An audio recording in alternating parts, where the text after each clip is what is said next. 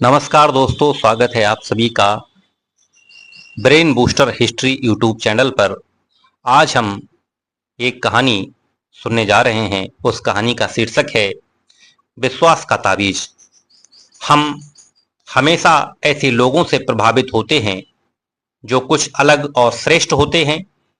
उनकी श्रेष्ठता हमेशा प्रशंसा के योग्य होती है, परंतु हम कभी ध्यान नहीं करते कि जो श्रेष्ठ है वो भला क्यों और कैसे श्रेष्ठ है। एक ही समाज से निकलकर एक व्यक्ति विचारों के शिखर पर पहुंच जाता है और बाकी सब उसके पीछे खड़े रह जाते हैं। साधारण और असाधारण प्रतिभा कैसे बनती है, ये हमें सोचना चाहिए। एक बार की बात है, एक प्रसिद्ध संत महात्मा एक गांव में आते हैं। संत महात्मा के आने का जो समाचार है एक दूसरे व्यक्ति से होते हुए पूरे गांव में फैल जाता है। गांव के बहुत सारे लोगों ने उन संत महात्माओं के दर्शन किए और अपनी अपनी समस्याएं बताते हुए उनसे मार्गदर्शन प्राप्त किया। उसी गांव में एक रमेश नाम का युवक रहता था। बड़ा मेहनती था। उसका पिता जो था गुड़ का व्यापारी था।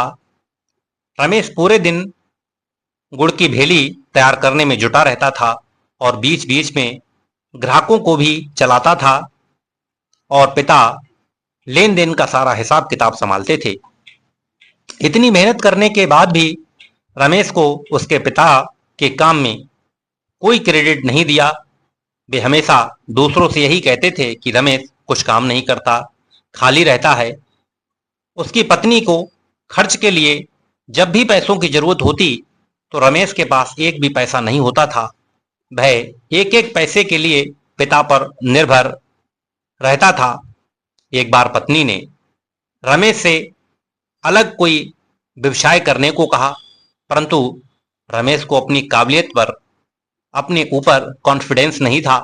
वह हमेशा संशय में रहता था, सशंकित रहता था कि वह अपने काम में सफल हो पाएगा या नहीं हो पाएगा। इसलिए वह अपने बलबूते पर कोई भी काम शुरू करने से डरता था।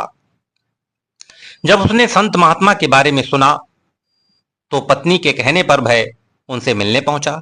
उसने संत महात्मा को अपनी नाकामियों के बारे में बताया।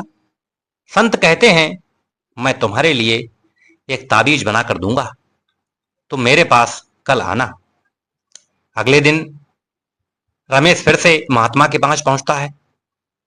संत कहते हैं, पुत्र, तुम्हारी समस्या का हल इस ताबीज में है। इसमें कुछ मंत्र लिखे हुए हैं और इसे सिद्ध करने के लिए तुम्हें एक रात के लिए किसी शमशान में रुकना होगा। शमशान का नाम सुनते ही चेहरा लाल पड़ गया, बहुत घबरा गया, सांसें अटक गईं। कहने लगा, मैं रात भर किसी शमशान में अकेला कैसे रहूंगा, मुझे डर लगेगा। संत समझाते हैं, पुत्र डरो मत, घबराओ मत, ये कोई साधारण ताबीज नहीं है। ये तुम्हें हर संकट से बचाकर रखेगा। अर्थात ये जो ताबीज है संकट मोचन है, कष्टों को हरने वाला है। रमेश को बात समझ में आई और उसने हिम्मत करके किसी भी तरह शमशान में बिताई। सुबह होने पर वह फिर से महात्मा के पास आता है, धन्यवाद देता है और फिर रमेश अपने काम में लग जाता है। इस घटना के बाद रमेश में काफी बदलाव आया। उसका कॉन्फिडेंस लेवल बढ़ा। उसने गुड़ का होलसेल का काम शुरू किया। अब वह जो काम करता उसमें सफल होता और हमेशा यही सोचता था कि ताबीज के कारण ही उसे कामयाबी मिली है। करीब इसी तरह से एक साल बीत गया।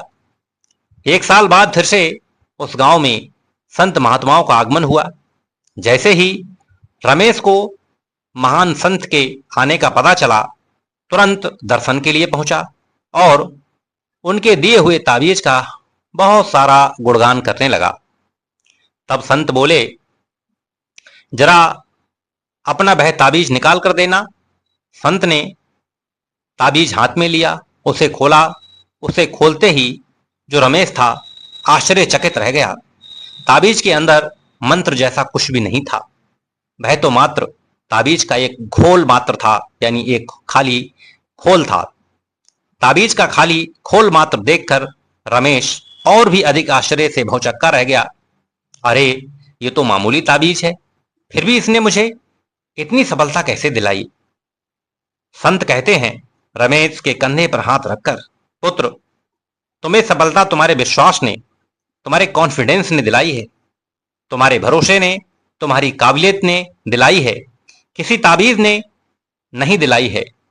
बात यह है कि अपने जीवन में कुछ अलग, कुछ श्रेष्ठ करना हो तो काम गंभीरता से समझ लेना चाहिए।